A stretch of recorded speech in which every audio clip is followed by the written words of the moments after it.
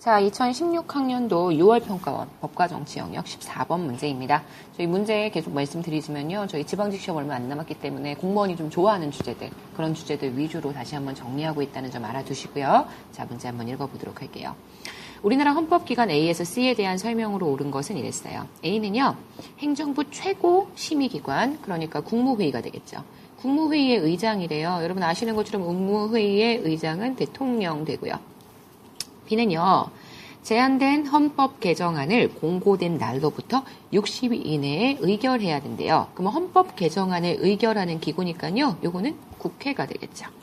자, C는요, 헌법재판소와 마찬가지로요, 대통령이 임명하는 3인, 국회에서 선출하는 3인, 대법원장이 지명하는 3인, 딱 봐도 중앙선거관리위원회인 것 확인하실 수 있겠네요.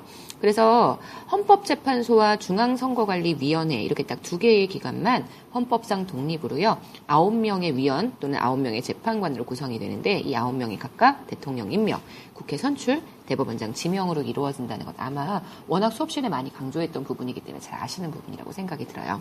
자, 일단 14번에 1번부터 한번 들어가 보도록 하겠습니다. 자, 대통령은요, 대법원장, 임명해요. 자, 그 다음 대법관도 임명하죠. 하지만 일반 법관을 임명하는 것은, 일반 법관에 대한 임명은 대법원장, 정확하게는 대법관 회의, 대법원장은 혼자 결정할 수 있는 게 없어요. 늘 대법관 회의를 거쳐서 의사결정을 진행하기 때문에요. 법관은 대법관 회의에서 임명하게 된다라고 보시면 되고요.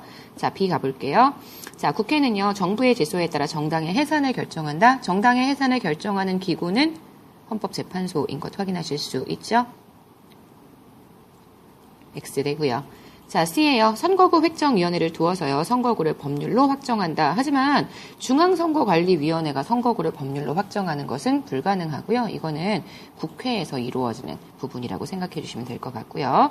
4번이에요. 국회는요, 조약 체결 비준에 대한 동의권을 통해서 당인 대통령을 견제할 수 있죠. 4번 맞는 표현이고요. 5번이에요.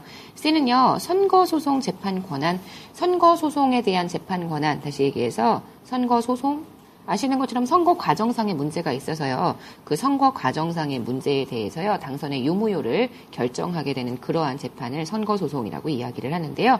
지금 보시는 중앙선거관리위원회는 선거소송의 피고가 돼요. 그러니까 선거소송을 진행을 하게 되면은요, 이 선거소송의 피고가 중앙선거관리위원회를 대상으로 현재 선거소송 진행되기 때문에 C가 선거소송을 현재 진행하는 주체가 되는 건 아니고요. 선거소송을 진행하는 주체는 누가 되냐면, 다 아시는 것처럼 법원이 되겠죠. 그래서 법원이요, 현재 B를 견제한다. 오히려 이 선거 소송에 휘말릴 수 있는, 그러니까 선거에 문제가 생겼던 그 선거 자체에 대한 문제를 이야기하는 거기 때문에 국회를 견제한다고 보기에는 조금 어려울 것 같습니다. 저희 14번의 정답은 그래서요, 4번 되는 것 확인하실 수 있고요.